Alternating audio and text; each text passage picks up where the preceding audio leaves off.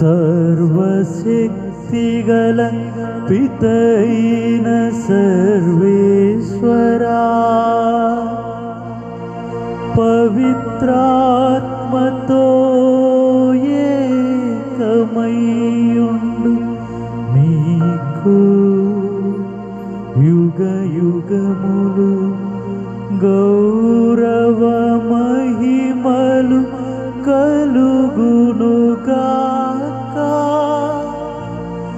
గౌరవ మహిమలు కలుగునుగాక.